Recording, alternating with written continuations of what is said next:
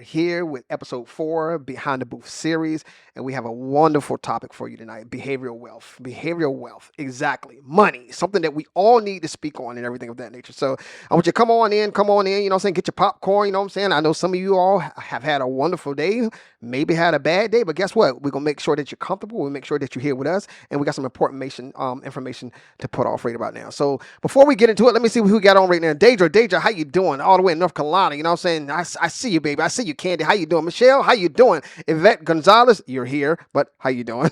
So, all right. So let's go ahead and get into it. You know, let's go ahead and get the camera on the main event character for the night. Yeah.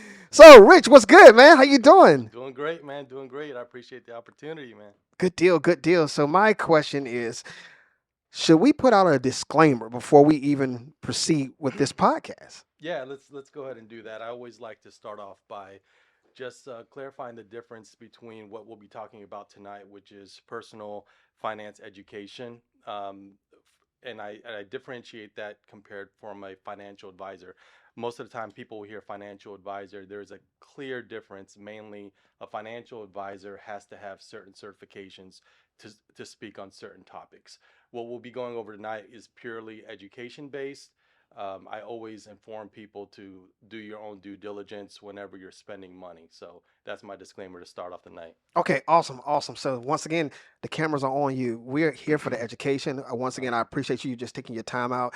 I know when I reached out to you, I know, well, we're gonna back it up a little bit. Before, I think last year, you know what I'm saying, I told you what my journey was supposed to be about and how I was gonna lay it out. And you told me, you said, "Bam, when you're ready." He Yep. said, "When you're ready, I got you." Yep. And you know, thank God, man, we're here. We're Yep. here. So yeah, just want to give it just, you know, if you can get a little bit of background of yourself and just go over some particular points, you know, what I'm saying, so the audience can feel comfortable with who you are, you know what I'm saying, and Sure. what your position is within your business. Sure. Absolutely. So, outside of the financial education space, my most of my professional career, last 20 plus years, has been in contact center operations. I took the approach to educating myself on financial literacy probably about 5 years ago, mainly because of my own personal finances, right? And I was at a point where I was looking at, how am I going to retire? Do I have enough money? And then educating myself on a few YouTube videos, etc., I started to realize that when it came to finances, it's more about the behavior. And that's why I named my company Behavioral Wealth, because I do believe without the proper behaviors, you can make quick money, but it's more about how do you save money, not just earning it. And so in the last 3 or 4 years, I've been educating people in group sessions as well as individuals. I customize courses depending on individual needs, and we'll be talking about some of those topics here tonight. Okay, awesome, awesome. Now, are you ready to just indulge in some questions I may have for you? Let's go. Let's Okay, go. okay, all right, okay. So one of the questions that I have you know typed down on my tablet is, how do personal beliefs about money impact financial decisions, in your opinion? Yeah, great question. So first, I always think that the personal beliefs um, stems from growing up. Whether or not we realize it, if you take a look back at your childhood, or even when you were in school, where did you learn about money? Most of the time, it's your family, your parents, your peers, your friends, or even TV. Right? We see people making money on TV, and we try to sometimes emulate those things. Sometimes we emulate things that are not right for us in the long run, but what we don't know is what we don't know. So when it comes to personal beliefs, I look at personal beliefs more as either educated on a topic or not educated on a topic, and that oftentimes is what influences the decisions that people make in life when it comes to money. Okay, okay, okay. Um, I'm loving it. I'm loving it. I'm sitting here like like really absorbing everything. Uh, my next question would be, what role does mindset play in achieving financial goals within your, you know, opinion and expertise? So mindset and behavior, it really goes hand in hand, right? So first of all, you have to have the willingness to start. And the example I often share with people is when you're trying to, everyone has typically New Year resolutions of wanting to lose weight, go to the gym, right? Um, someone can't just tell you, hey, you should go to the gym. You have to personally make that decision that it's something you want to do. Once you start there, then it's about how do you get the right education, and are you um, focused on the right things to execute your plan. And some people just try to jump in and they go um, all in, and sometimes that all in makes it so complicated they get distracted and or discouraged, and then they just stop. So the mindset is, first you have to come to terms that you're ready to make the effort, and then seek out resources to help you get started. Okay, awesome, awesome, awesome. How do you feel? I feel You good. feel good? I You know what feel I'm saying? great. You just warmed up a little bit. Yeah, no, no, I feel good. I mean, there's a lot when it comes to finances, of course, there's a lot that you can um, get lost in. Okay. And that's why I think it's important that when it comes to making financial changes in your life, that you seek sources that you trust. Because if not, you can go down and spend a lot of time going down the wrong path. Okay. I have one more question for Yeah. you before, I just want you to just indulge in, just and just bask into your experience, okay? And then of course, I got a lot of questions, but however, Let's I go. don't want to just throw them all at you right about now, all right? So how does the psychological of risk influence financial planning? So when I think about so psychology, right? We're talking about behavioral changes, psychology. When it comes to the financial decisions, oftentimes it's not really the risk factor as much as it is not knowing enough about a certain topic. So, for example, um, investing in stocks, individual stocks, right? There's a lot of social media channels now that talk about investing. During COVID 2020, it really boomed where the average person was getting into investment apps like Robinhood, for example, that made it very easy for people to start investing in individual companies. The problem with following that kind of excitement or following the herd is that you're making your decisions based on what everybody else is doing, or you're making decisions based on what you're seeing out on Twitter, Facebook, etc., without doing the proper education. So I think it's more of the emotion of or the influence of what are you trying to accomplish first, and then putting a plan. And again, it comes back to, do you have the resources and the people to help you get there? And sometimes you do have to pay for those type of services in order to get the right education. Okay, awesome, awesome. Well, listen, right now it is your lane.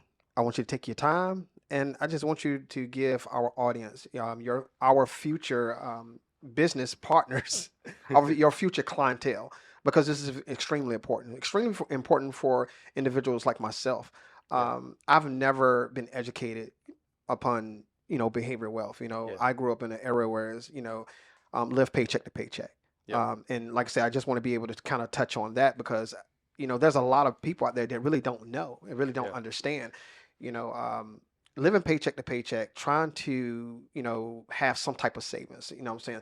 yeah, Working upon retirement, trying to have money when you're retiring at the age of maybe 50 plus, everything of right. that nature. So is extremely important. And this is not going to be the last time that I will love to have you on the show because I think this should be an ongoing type of segment. You know Yeah. what I'm saying? So, but yeah, but go ahead. Yeah, so you just touch on something that is the root of why I started behavioral wealth. Is it wasn't until my late 30s that I actually took investing seriously. And what I mean by investing isn't the day trading that gets all the glamour on TikTok and all of that. When I'm talking about investing, is for your retirement. A lot of people don't even know and or have a retirement account to live that life after 60, right? We plan for it. We always often hear, "Oh, I can't wait to retire," but the next time someone says that, I challenge you to ask them, how much money do you think you need to retire? Most people don't even know the answer to that, because most people don't know how much money they even spend right now, month to month, Okay. right? And so your example of living paycheck to paycheck, I live that life too. I come from a very humble background. Both of my parents grew up with next to nothing, and I think that's where I got a lot of my passion for wanting to help people. But I most of my up to my mid 30s, even though my annual salary was increasing as I was moving to job like most people do, if you don't make it an intentional effort to do something with that increase, you're just going to spend it, Hmm. right? You're just going to spend the money that you make. And I think that's the trap that often people get caught into, is that you get excited about getting to raise more money, but then you immediately buy a new car, Okay. right? Or you immediately go on a vacation, or so whatever you do, you get excited, and you should reward yourself. But if you're not preparing for the future, it's going to come regardless, right? The time is going to fly. Right. And then you're going to look back and say, well, I should have, right? And that's the worst thing you could say. I wish I should have, I should have. But all that to say, it's never too late to start regardless of the age. I'm a big believer it's never too I am late to so start. glad you said that. There's people like myself, early 40s. Like, it's Yeah. not too late. Yep. It's all about taking the time and patience and prioritize things within your life to open up a different door or avenue to learn. Yeah. If you're stubborn to it, you're not going to progress in it. You know what I'm saying? Yep. But you have to be very open minded to it. The question is, are you really tired of living the way you're living? Yeah. If we go back about maybe 20 years or maybe a little bit more, but I'm gonna use 20, for example, 20 years ago, we're coming out of high school. A Yeah. lot of us didn't go to college. A Yep. lot of us didn't go to the military. What I'm saying, a lot of us just literally went into the workforce. And once we went into the workforce, we we was in the system. What I'm saying, Yeah. it's like, first, you get your first check, the first 2 weeks, and then from that, it's like the cycle continues. The cycle Yeah. continues. Then from that point, guess what?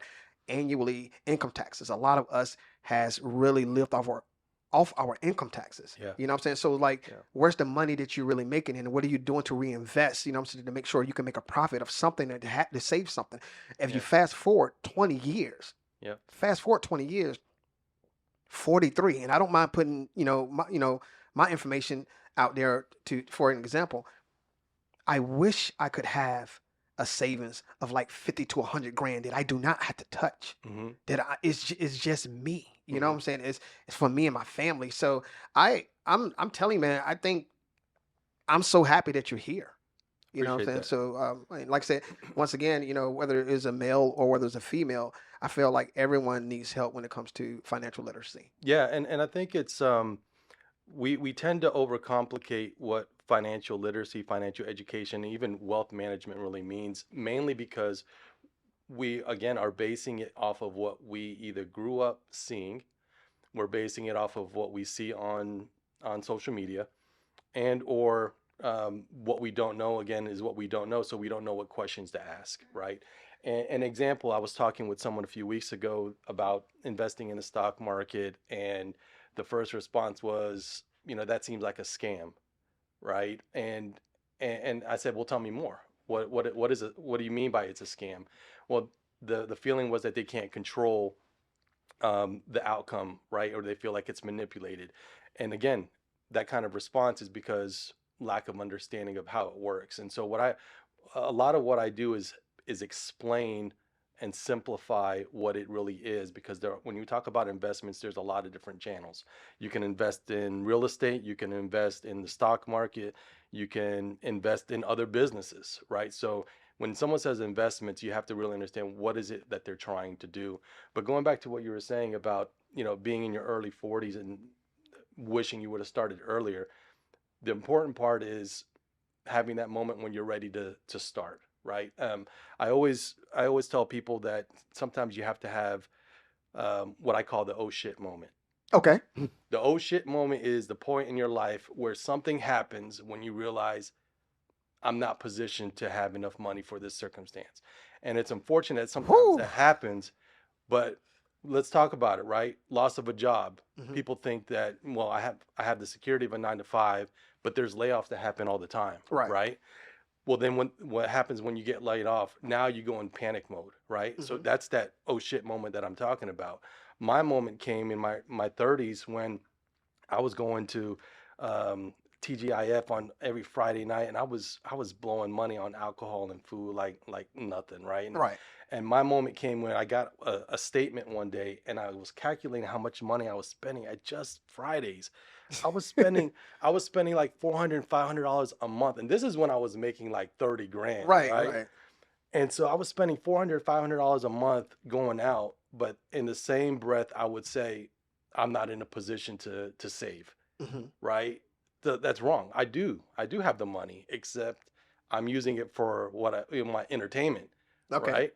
And so I think that's where that for me that moment where someone has to realize, do you really not don't have money, or are you choosing not to spend money on your investment, Okay. right? So that's a point that everyone has to make at their point when they're ready to do it. Similar to like I said, the approach of trying to convince someone to go to the gym, right? Unless that person's ready to do it, the follow through may not be there. Same thing with finances. I'm a firm believer in that. I really haven't had um, a lot of financial hardships, Yeah. but what I will say is last year, for the first time of my business has been running successfully for 8 years.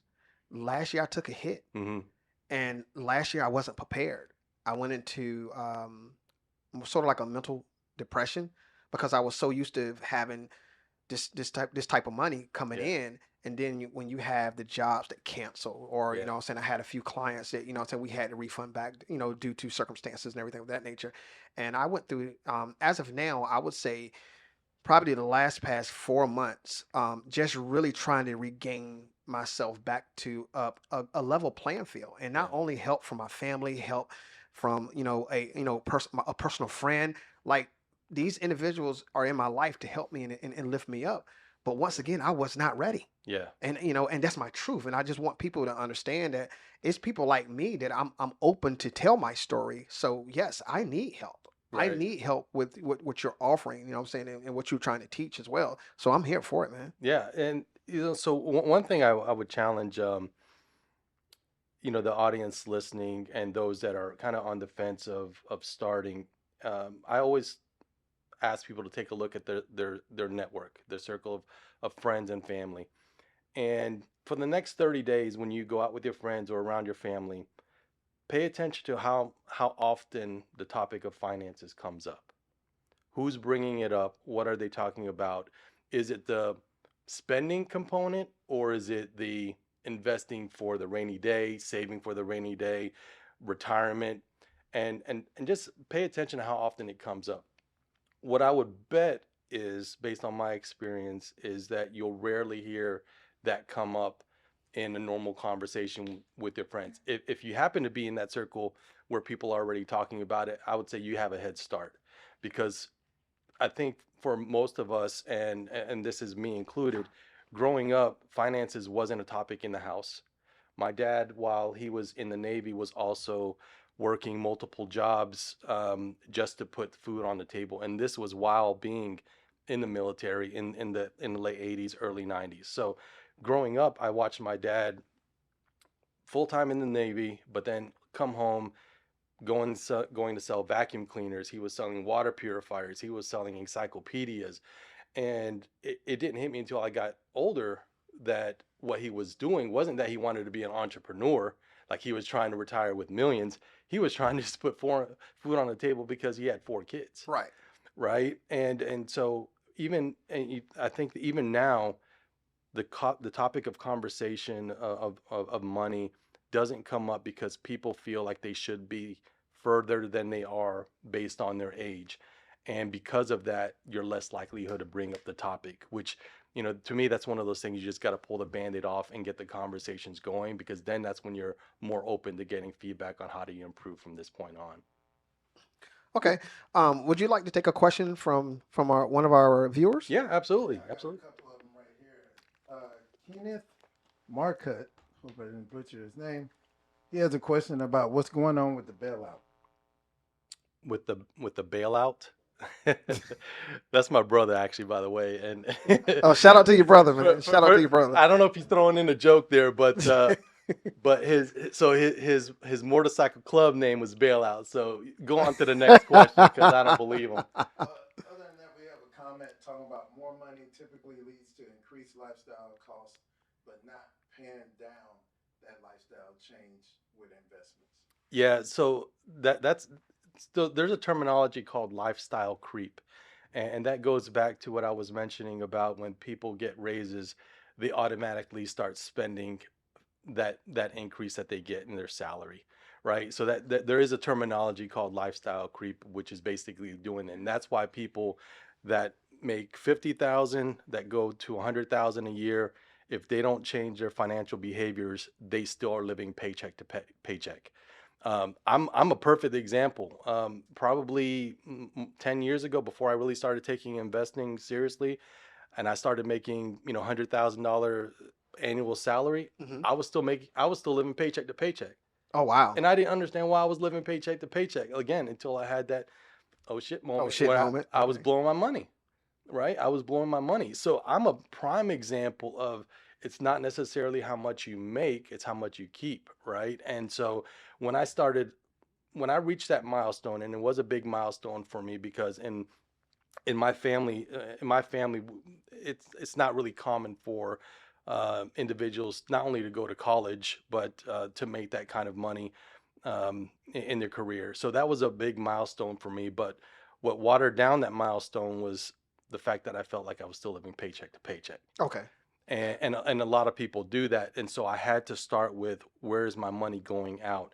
And the biggest thing that I would tell the audience is when you talk about mindset is get in a habit of paying yourself first. Pay yourself first like you are a bill. Oftentimes, whenever we get our paycheck, we rush that money out to pay the rent, the mortgage, the credit card bill, the car note, but ourselves is nowhere on that list, Right. right? So you should be your first person that you pay. You should give yourself increases when you want to, but then more importantly is what are you doing with that money so that it can grow for you?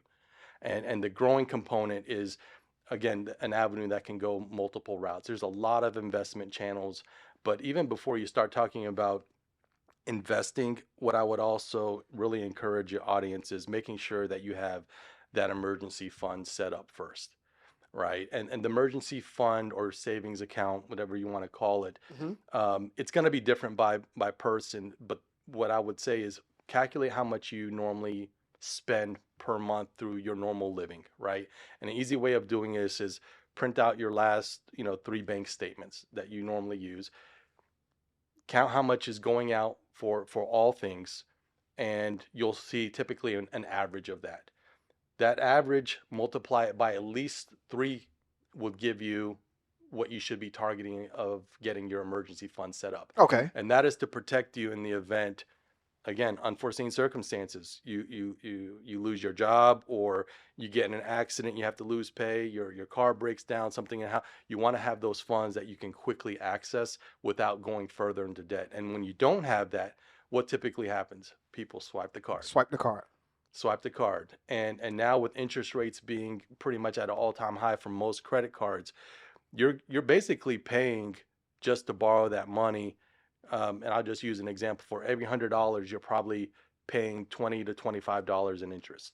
So you swipe the card for $100, but by the time you pay that off, that 100 is now $130 with the interest, depending on if you're paying minimum payments every month. Oh my man, listen, And that's the trap. I have a girlfriend of mine that literally has been teaching me this for the last past month. And it's crazy that you say that because when she said it, it's kind of like, okay, I hear you, but when Yeah. you say it, it's like, yeah, I should have been listening to her. Yeah. Like that's crazy. Yeah. The interest rate, when it comes to credit cards, the interest rates is probably the number one killer in keeping people down for a long time, mainly because credit card companies make it easy for you to charge, make it easy for you to access, but then they keep you hooked on that low minimum payment, right? And so when people say, can I afford it? It's not, can you afford the whole amount? It's, can I afford what that minimum payment is, right? Right. And that minimum payment is what traps you in there for multiple years.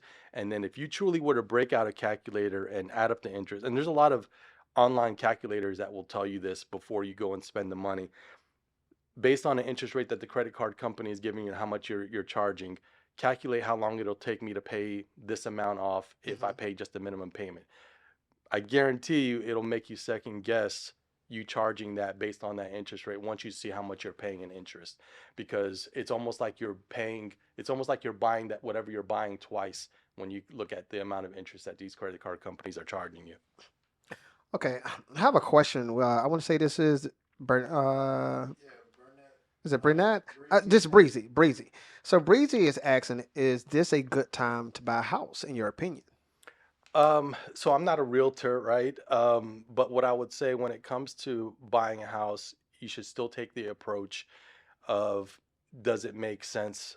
Does the math make sense? Can you afford it? Are you looking to buy a house because everyone is saying to buy a house before the interest rates decrease next year, because there is an anticipation that the interest rates will decrease this year actually, but it's not guaranteed. Anything could still happen. So if you listen to any of the media outlets right now, they'll tell you, if you don't buy now, you're going to be going up against a lot of big money that is going to buy up all the houses. You're going to end up overspending. And so what happens if you rush to do that and you end up getting or putting an offer in way more than the house appraises for or has value, then it's going to take a lot longer for you to possibly even get equity in that house. And if something does happen in the housing market, now you're paying 600,000, for example, on a house that probably last year was 400,000, It was right? upside down. But at the same time, you can't uh, you're not going to be successful in trying to guess what the market is. So the only thing that I would say is if it makes sense financially for you now, can you afford it? Do you have those the cushion of emergency funds, etc.? And are you doing the due diligence by working with, in this case, a realtor, a loan officer, to get the best rate and deal? It might be the perfect time, right? Okay. I mean, people are buying houses even with the rates as high as they're on now. So there's not a wrong time. Every person's going to have their own individual decision to make depending on their own situation.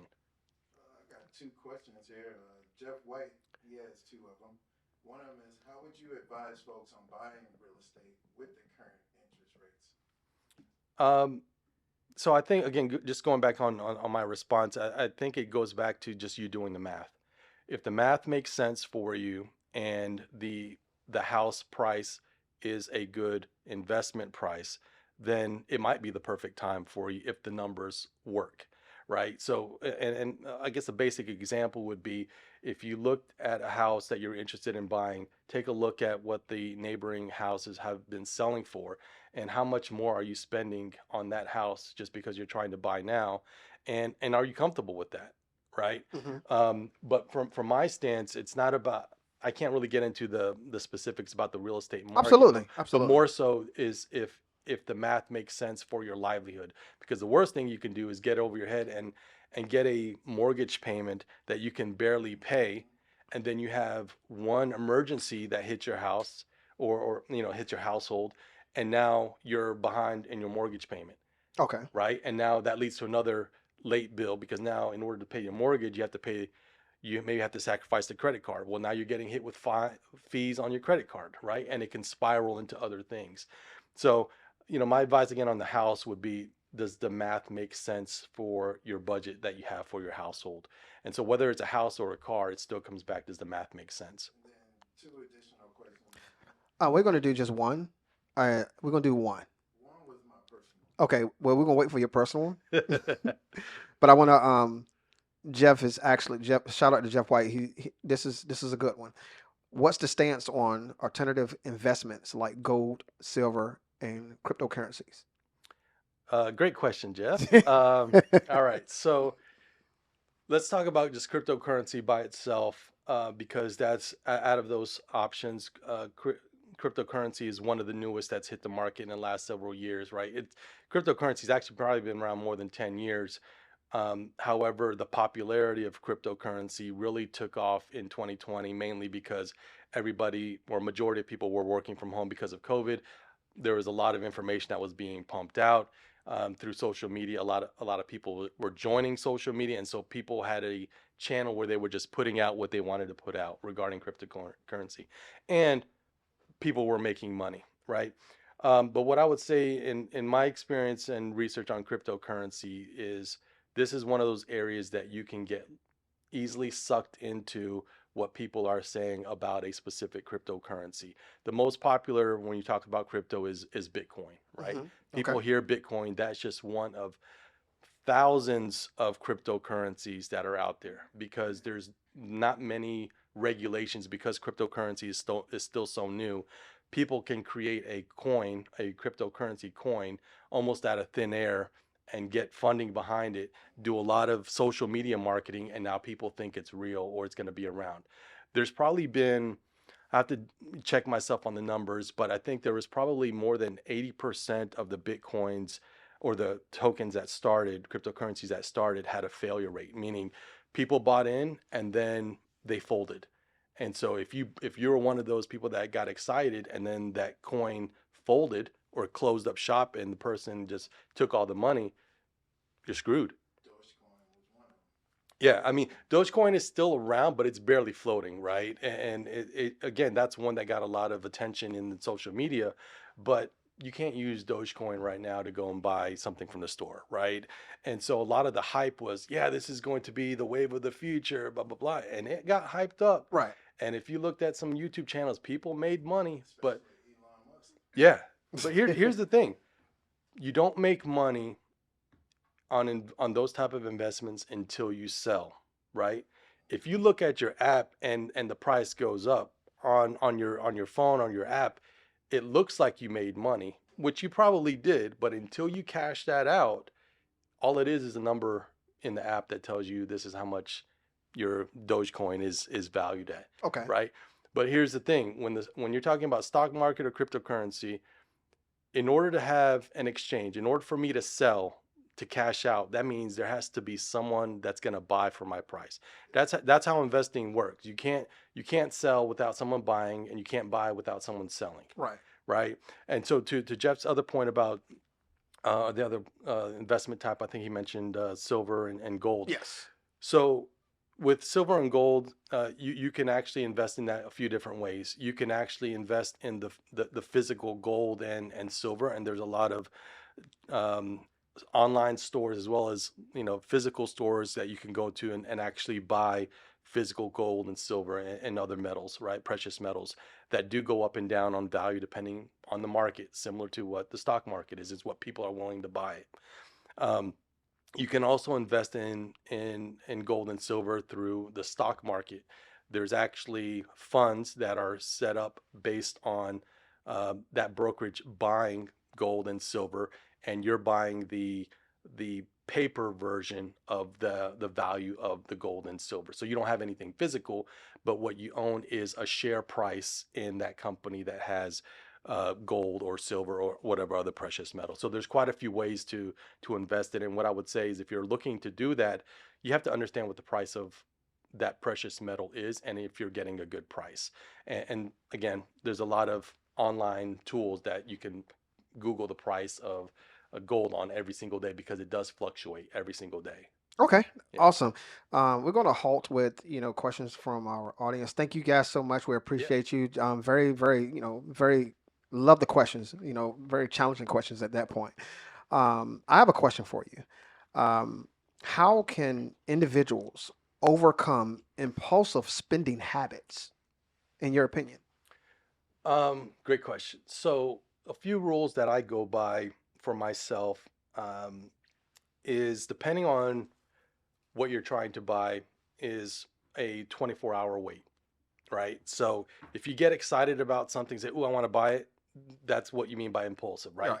Spending on the fly. This wasn't planned a week ago. You just are in the store and you see something. If you're trying to put measure to prevent that, what I would say is wait 24 hours. The reason why, and there is some psychology behind this, but after you give yourself at least 24 hours, the kind of the hormones of the excitement of what you're wanting to buy fizzle out and the rational part of your brain kicks in, and then that's when you say I really don't need those $300 pair of shoes, Man, right? oh my God, you're I really speaking, don't. I you're really, speaking I, right I now. really don't need it. You speaking right Um, now, man. Oh so, my. so the first thing I would say is wait 24 hours, right? Give yourself 24 hours, and that oftentimes gets the emotion out, but then also allows you to really calculate what you're getting ready to spend, and does it make sense to spend that? The second thing I would say, and this is something that kind of floats out there on social media as well. Not sure who the originator was of it, but it says if you can't buy it twice, then don't buy it, right? Whew, hold on, wait. Say that again. If you can't buy it twice, don't buy it. Right. Wait, that just hit. That hit. Oh, that hit me hard, man. Yeah, it's a tough one. Yeah. It's a tough one, right? Okay. Because most of the times when we think about buying something, we don't need two of that item, right? Understood. So the Understood. price that we put is on that one thing. So again, using the shoe example as something that we can use for right now, right? Is if you see a pair of shoes, $150, are you prepared to spend $300 for those shoes, right? The answer is no. No. If the answer is no, Right. and typically that would probably be the immediate response. Okay. If I told you to double that price, would you still pay for it? If the answer is no, that should be an indicator that you should think through a little bit more about that purchase, right? Mm-hmm. The other thing I would say is if, and let's just say maybe you can afford to buy it twice. One of the things that I've done, I don't do it all the time because I've gotten to a point where I know the in and out flows of my funds. But if you're going to spend $150 for shoes, put $150 in your investment or put $150 in your emergency fund, right? Get in the habit of if you're going to do this, the penalty is you got to put money towards your savings or money towards your investment. And if you can't do that, then you should question, do I need to make this purchase right now? Right. Okay. The other thing is a spending plan.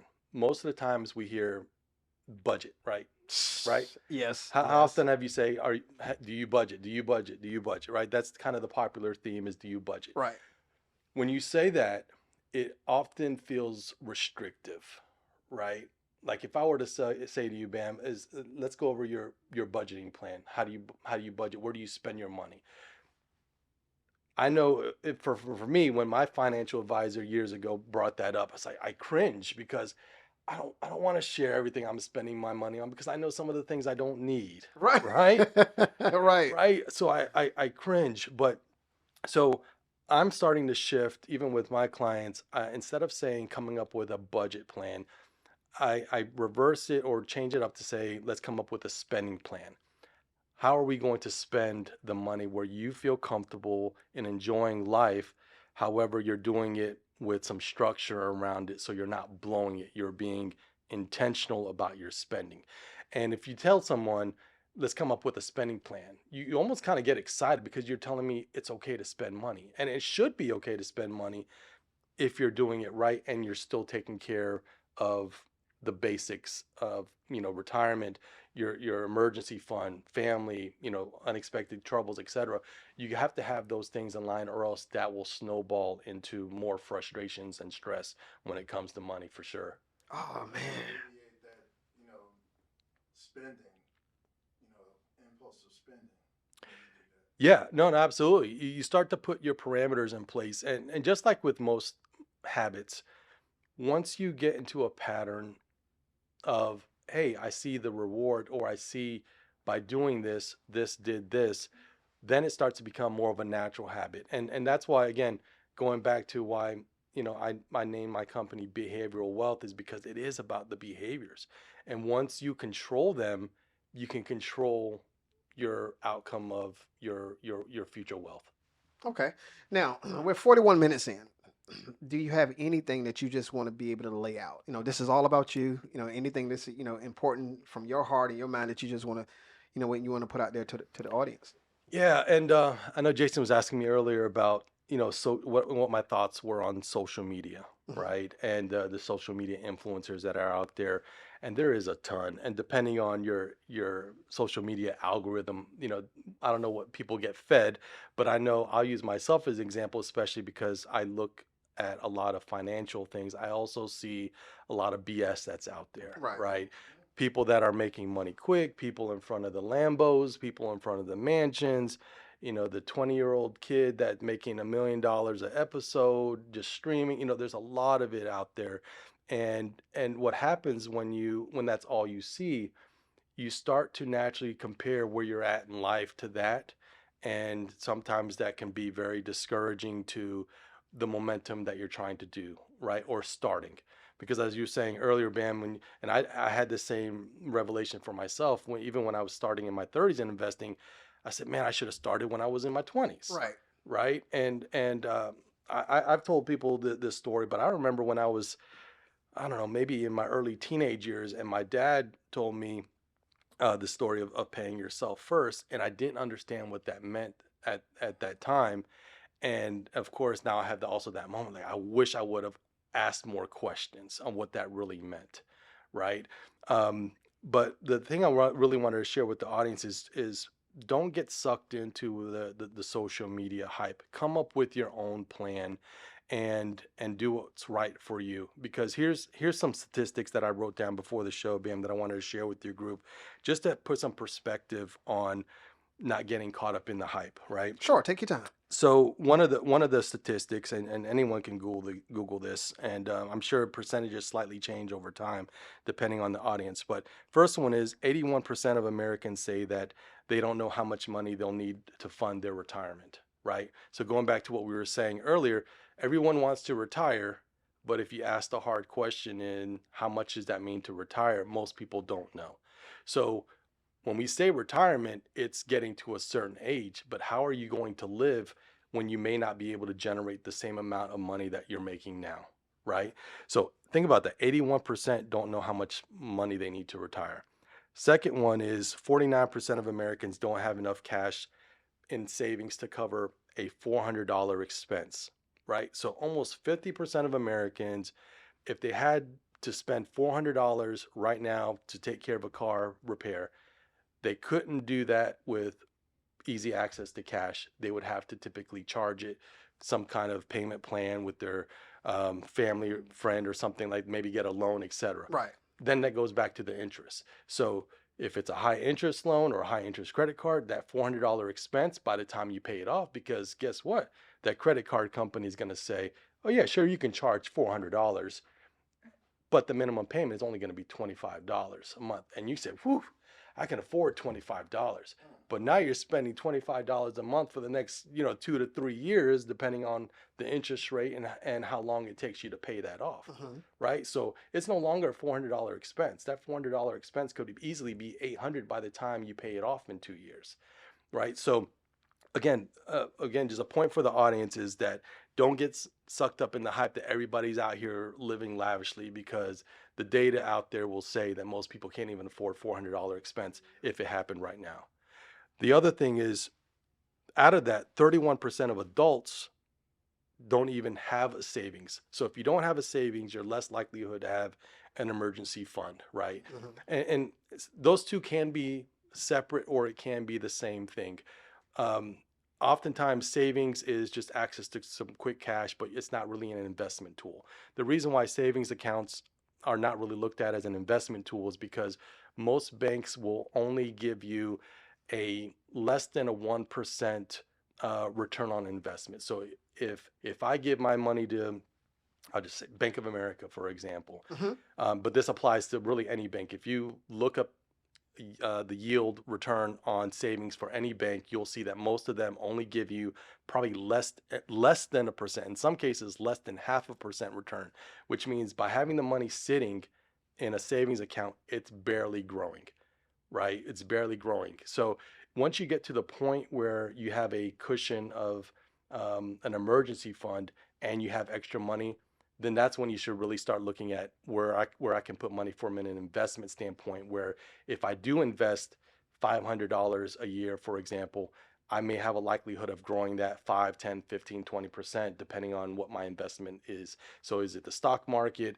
Is it getting into some type of mortgage REIT where it's based on housing market prices? Is it investing in gold and silver, et cetera? But some of those investment channels can give you 15, 20, 30 or higher percent returns. But again, you have to do your due diligence, and you also have to have a realistic expectation of how quick do you want to get that money, because investing is not sexy by any means. If you Whew. if you do investing right, it's going to take time for your money to grow, Okay. right? And that's what deters a lot of people, is because they want that quick cash now. They Like want it's more like instant gratification. absolutely, Okay. absolutely, and that's part of the problem is delayed gratification, because people don't want to they don't want to wait, right? They don't want to wait. But investing isn't sexy, but over time, again, if it goes back to your plan, that if you're putting money away for retirement in 10, 15 years. You can actually research some investment portfolios now that will show you how long those stocks or those funds have been in service and what their average annual return rate is, right? So if you do the math, again, it goes back to math. If you say, I want to invest in this mutual fund or ETF fund, for example, and those are funds that are managed by a broker. So it's typically an investment of individual stocks that are rolled up under one name, right? So instead of investing in just Nike, for example, you can invest in a exchange traded fund that may have companies like Nike, Amazon, Google, Amazon, all those in one. And when you do that, when you invest in a channel like that, they grow slowly, but they grow with how the market grows. So that's why I was saying investing isn't sexy, but if you do that over time, you'll actually see more money than just having money sitting in a basic savings account. And then the last stat that I wanted to share is that we often talk about money being a stressor. And Bam, you opened up earlier and talked about, kind of the going with the money, go through a depressive state when you look at how much you make, right? Yes. So one of the stats that I looked at said 62% of Americans are stressed out about money, and that came from a poll from the American Psychological Association, right? Money is a stressor. It's a stressor in relationships. It's a stressor in your job. It's a stressor in how you even hang out with your friends, right? Or the things you can and can't do. And when you can't do things because of money, it just adds more level of stress, right? So the best way to overcome that is to start putting plans together, create a spending plan that works for yourself so that you can take more control of what goes out so you can retain more of what you're making. Oh wow. Whew. A little too long-winded. No, man. Like this is what we need. This is what we need. Get your sip of water, man. Like, get your Appreciate sip of it. water. So, I have one more question for you. Yeah. With your expertise and your opinion,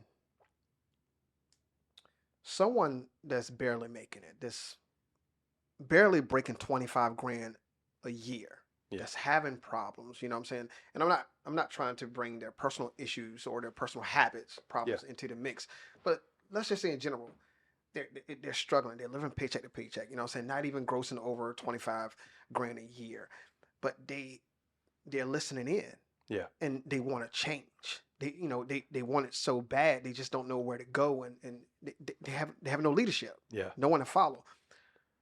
What would you say to them if they're looking to consult with you? Great question. So first I would say, if you visit my website, behavioralwealthconsulting.com, you can actually schedule a free introductory call with myself. During that introductory call, I tried to get a feel of what is that you're trying to accomplish and what your circumstance is, right? And then based off that, if the person wants to go a little bit further, then we can start talking about pricing. Because again, this goes back to if you're wanting to make a change, sometimes you have to pay for the knowledge in order to get started, right? It doesn't mean that you're going to need my services for 5 straight years, but once you have the fundamentals of getting started, then my goal is to help people do things on their own, Okay. right? But the example that you gave, which is very real, and one of my biggest um, challenges in trying to overcome is making sure that people know that there is a way to get started. It's just you have to be real with your circumstance and what you're willing to do to start, right? Regardless of the dollar amount. Again, I use myself as an example. Making $100,000 and still living paycheck to paycheck, I'm having the same struggle as someone that's making 25,000 that's still living paycheck to paycheck, Okay. right? In both scenarios, you have to look at what are you willing in the short term to give up to get the cycle started. And what I found in my experience and with helping others is once you start seeing um, some outcomes of making those changes, then you start getting excited about doing more of that. Once you start seeing that if you invest $1, by the end of the month, that dollar becomes $2, and you start saying, well, wow, if I put $5, I could have made $10. Hmm. If I put 100, I could have made 200. If I put 500, I could have made 1,000. Once you start understanding how the investments work, then I would almost bet in most scenarios, people will start putting more effort in understanding it, but also put more money towards that before the other things, right? So where does investing in yourself fall in the priority of going out on Friday having beers, going Saturday night going out to the movies, Sunday night going out to the restaurant when you can actually cook at home? If your priority of investing in yourself doesn't trump those things, then you may not be ready for my services, right? Again, I hate to keep using the analogy of working out, but if you tell me that you want to gain 15 pounds in muscle, Hmm. but you're not willing to give up drinking beers every day Right. or going to a buffet every Friday night, I can't, as a fitness trainer, I couldn't do anything for you. Right. You could You're absolutely. not changing your behaviors. You're not ready. Call me when you're ready, right? So if any of the audience has that moment where, yeah, it's time for me to take this seriously, reach out to me to my, my social media platforms or my website, and let's start the conversation. All right, all right, all right. And as our audience, you see it displayed right now. Check out the website behavioralwealthconsulting.com. You could definitely reach Mr. Richard at 757-288-7797. Hop on Instagram, hop on TikTok at I teach financial literacy. I believe we all need someone, um, and we all need help. So don't be afraid, don't be ashamed. Yeah. I mean, if you're out there, you're a millionaire, you got it going on, listen. You can call me too if you're a millionaire. Yeah, yeah, like Yeah. definitely, definitely, definitely. But once again, like I said, once again, looking at the screen, take this information down. Behavioralwealthconsulting.com. Number is 757-288-7797. And also, reach Mr. Richard on Instagram and TikTok at I Teach Financial Literacy. And if you want to, DM him or inbox him, not a problem. Don't be just once again, don't be ashamed. Yeah. I'm telling you, like I've I'm telling you, listen to me. If you feel it and you felt this podcast, whether you're looking at it on live or you're looking at pre-recorded on YouTube, reach out to someone. If you don't want to reach out to Mr. Richard, because we're all trying to make it, and we're all struggling. Like I said, he gave the analogy. He gave the example. You can make 100,000 a year and still struggle as if you was making $25,000 a year. Absolutely. But we have to start somewhere, and you got to be willing to make sacrifices. And I feel like that's the biggest step, and especially for me, that's the biggest step. It's like looking back, with everything that I have access to, what will I eliminate? What will I sacrifice in order to gain and get ahead? If I've had these great years of just, having accessories and everything of that nature, but now I see myself in a hole and continually to be in a hole, what am I going to do to get out of that hole? And Yeah. you made it, you made a lot of great points tonight, man. And it hit me personally. I try, to connect with my audience. One thing I've always done on Facebook is speak facts. Hmm. And speak relatable facts. Right. I don't like to get on social media and try to portray to be someone that I'm not. So me just kind of being a little bit vulnerable and just opening up, letting people know like, hey, I am that person that struggles. It doesn't matter what you see. It doesn't matter about the businesses and the assets. It Hmm. doesn't matter. I am struggling day by day. You know Yeah. what I'm saying? So once again, I truly, truly appreciate you just from coming in and just dropping knowledge. And once again, this is not the last. I would love to if it's once a month or either once every other month, a quarter or whatever, Yeah. if we can just get together and you just spread the love and spread the knowledge. And I'm definitely going to advertise you and just make sure that Appreciate that. and if anything, if people can't afford your service, and I don't even want to use the word can't, because they can. Yeah. They can. So we're going to disassociate the word Yeah. can't out of this Absolutely. entire situation. Absolutely. They can afford it. It's all about prioritizing and saying to yourself, have you had that oh shit moment? Yep. Are you ready? Yep. So yeah, but yeah, let's put the camera back on Mr. Richard so he can go ahead and exit himself out. Yeah. You have anything else you want to say, man, before we wrap it up? So on that note of can't afford it, one thing that I did as a challenge for myself that I could speak from example when people say they don't have enough money either for my services or to join one of my webinars. Oh, I did this and I challenge people and listening to do the same. If you're trying to generate some extra money without working anywhere, go around and look at your house of things that you haven't used in a long time. Look how much they sell for on eBay and post them on either eBay, Craigslist, Marketplace, etc. Find 5 things and sell them. Get that. That's your money for my services, or that's that money to start investing. And again, once you do that, once you're like, I can sell some more things, right? Right. When people say they don't have money, I use that as an example because I did that for myself. Is you can go around the house and probably find more than 5 things that you haven't used in a while, right? And if you don't know how much to charge, again, go to eBay, put that item in the search bar, and you can actually put a filter, click as sold, and you can see how much people are paying for it. Sell that in marketplace for that same price, and of course leave some room for negotiation because people like to negotiate, but find 5 things and see if you can make some profit off that. Very simple. You don't even have to leave your house, right? Take a picture, post it, have people come to you, give you the money, and now you have money to invest. Man. Look, look. I'm gonna say where have you been, but I'm not gonna say that because I'm not even gonna say anything because when you know better, you do better. That's It it. is what it is. That's it. But yeah, listen, thank you for your time. We're gonna end this Absolutely. podcast. Once again, I appreciate you. sir. And hope you're coming back. You're coming back. Absolutely. Love All to. right. Would love to. Not a problem. So, Yvette, I need the camera on me. Yvette. All right.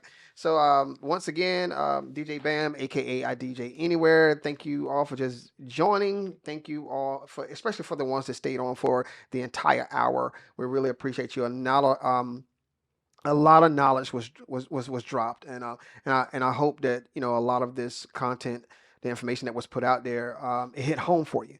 Because if you anything like me, you know what I'm saying, you continuously going through the struggle, because we all going through the struggle.